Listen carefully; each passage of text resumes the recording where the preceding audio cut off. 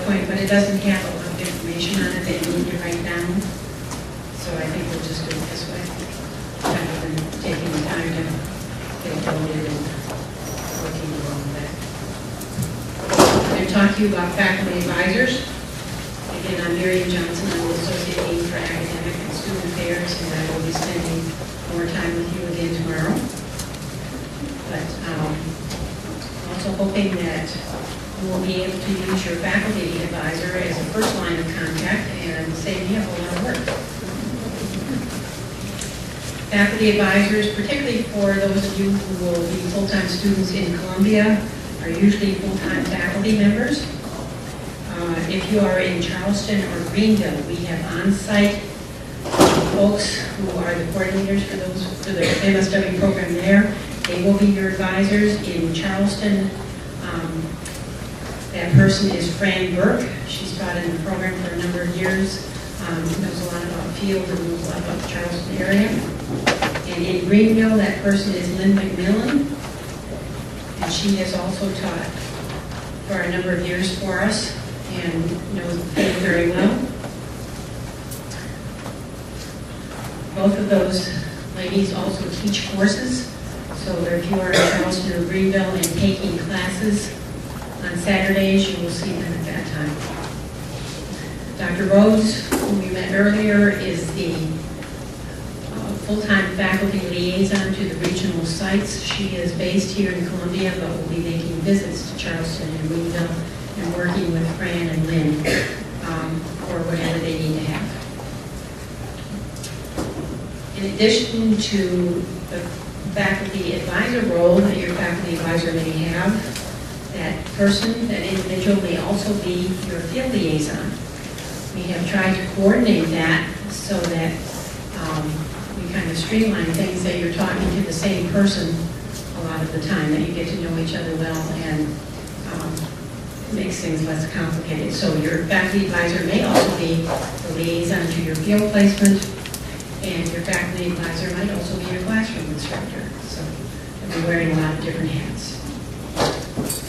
There are some issues that you will not take to your faculty advisor because other people are the first line for that, and other people may know more and have more information for you.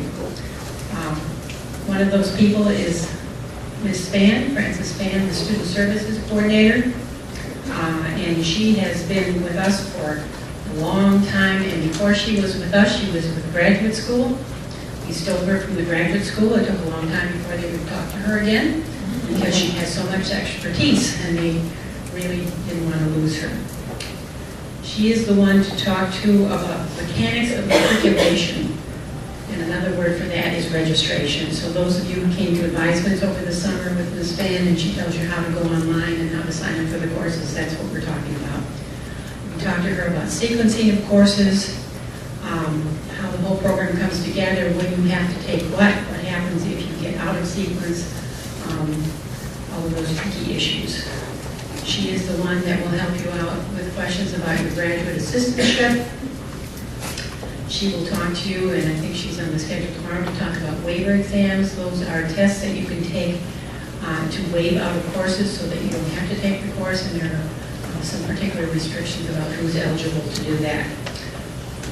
She is the expert on requirements for graduation. She is the person who clears you for graduation. So for you full-timers, a couple years from now, and for the part-timers, 3 years from now, she's the one who goes through your program of study and makes sure that you have everything you need.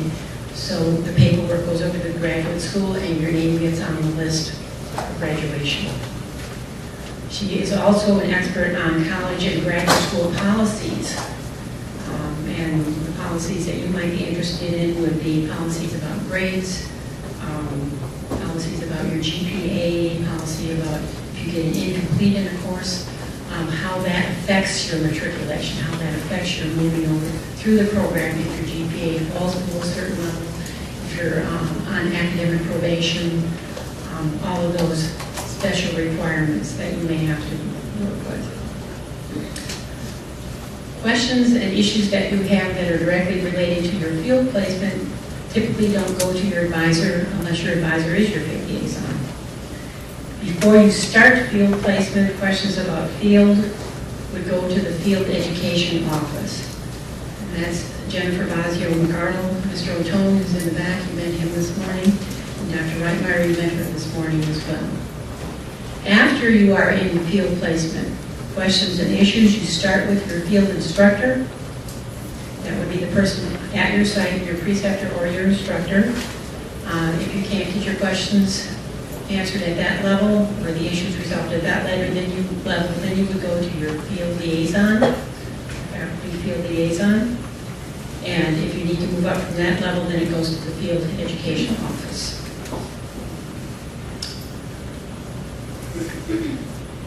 Your faculty field advisor will meet with you in the next couple of weeks. We've been working with them to set up their hours and schedules and time slots so that you can all meet with them. You may meet with them individually, or you may meet with them in small groups.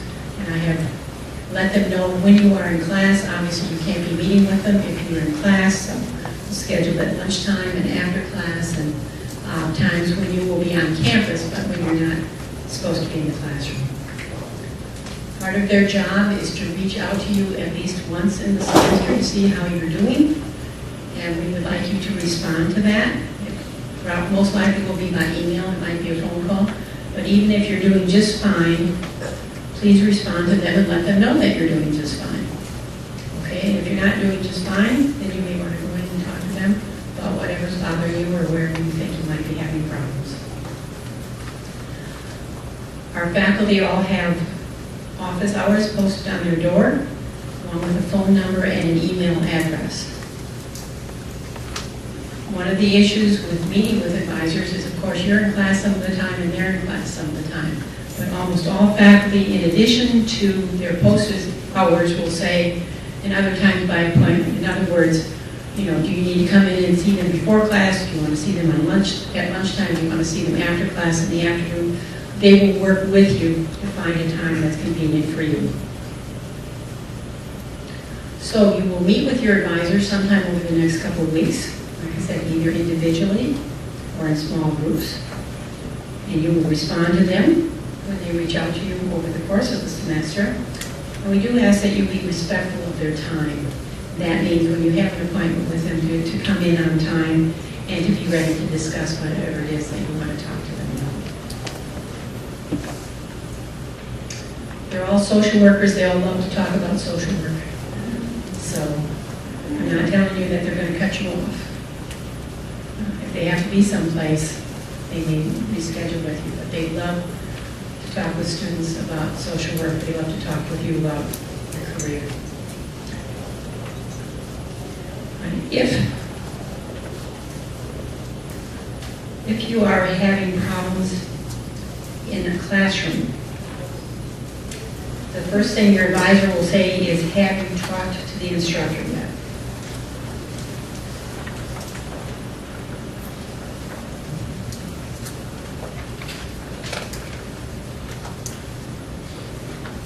If you're having academic problems, the first thing to do is to talk to the instructor and say, I don't understand, or I'm not clear about what this assignment is.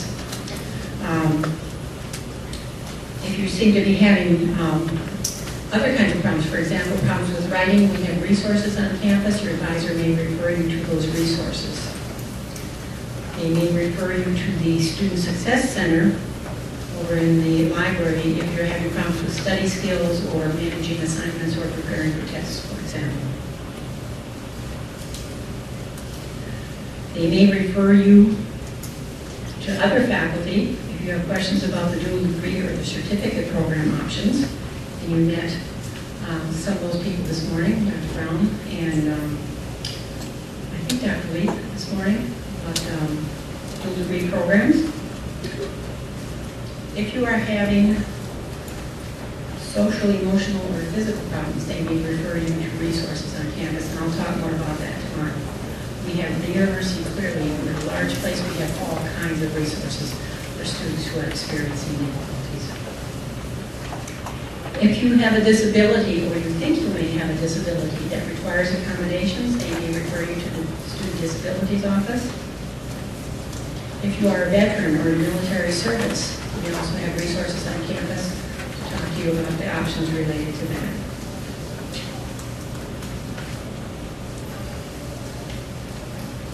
Largely, your advisor, your faculty advisor, you think of them as your professional advisor.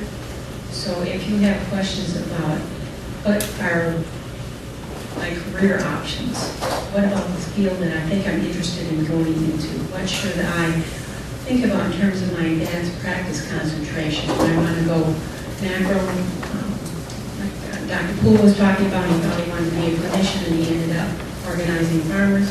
You want to be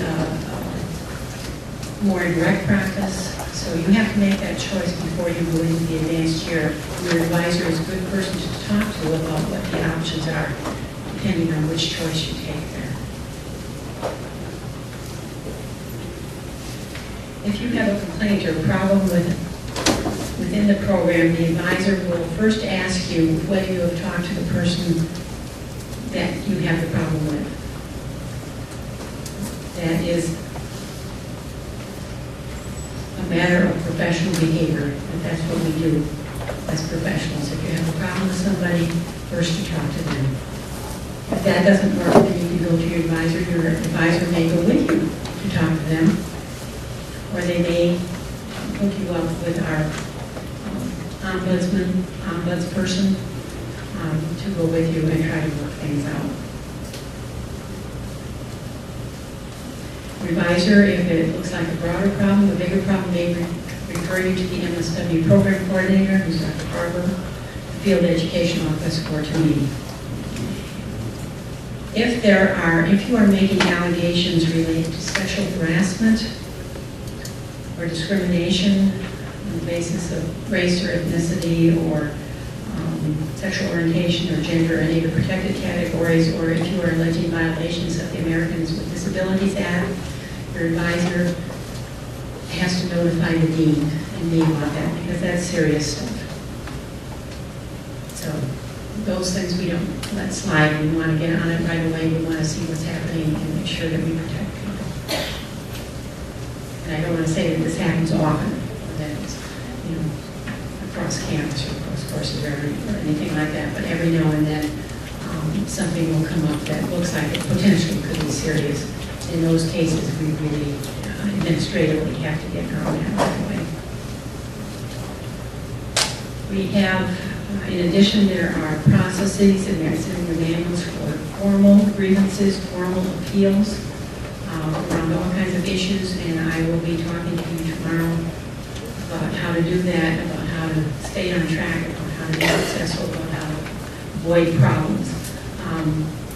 And your faculty advisor will be available to you and there to help you out and listen to you and hold your hand a little bit and encourage you.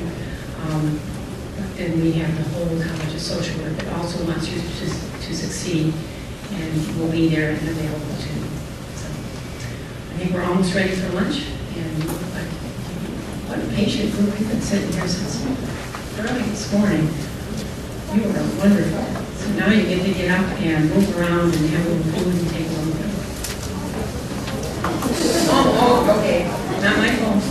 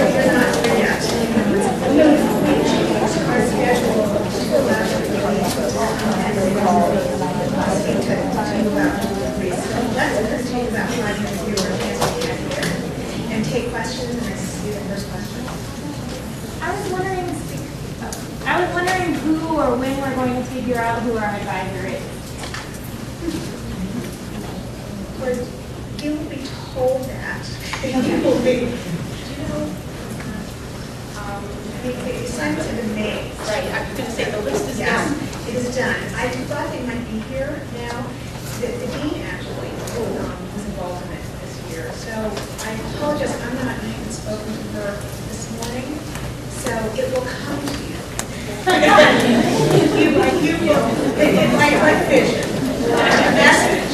All you have to do is be receptive. Trust us. And then what will happen also, there will be a sign-up sheet available so that you can actually make an appointment with your advisor before you leave. So just wait for that message. Okay. Yeah.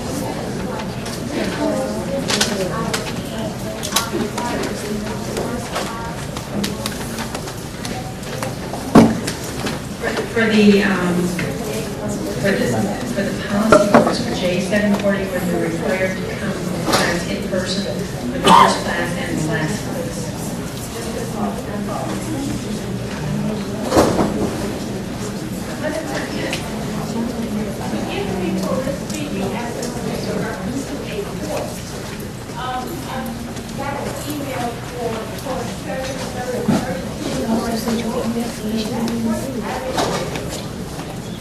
The book is not available for this information on a book that course. That's the email that I received.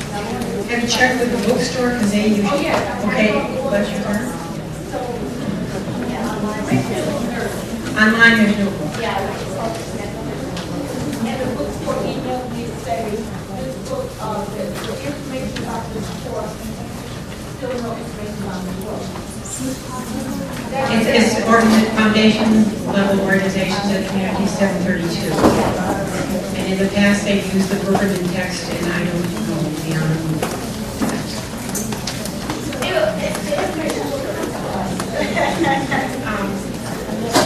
Well, how about you think? We'll follow up on that. Thank you for letting us know. I think neither of us knew this.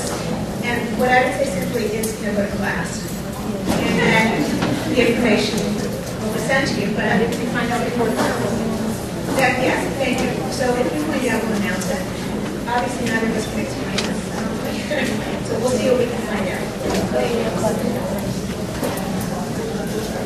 Other questions, thoughts?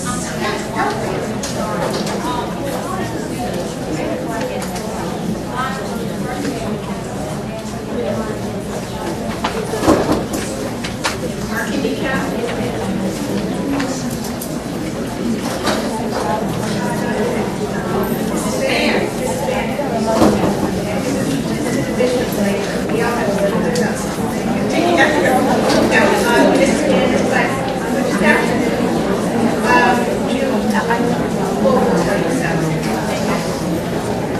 Are there any other questions we cannot answer at this time?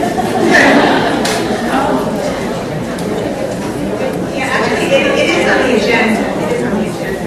But it's like after you're ready to go. Okay. Any other ways you can make us totally incompetent and ignorant here? We're here.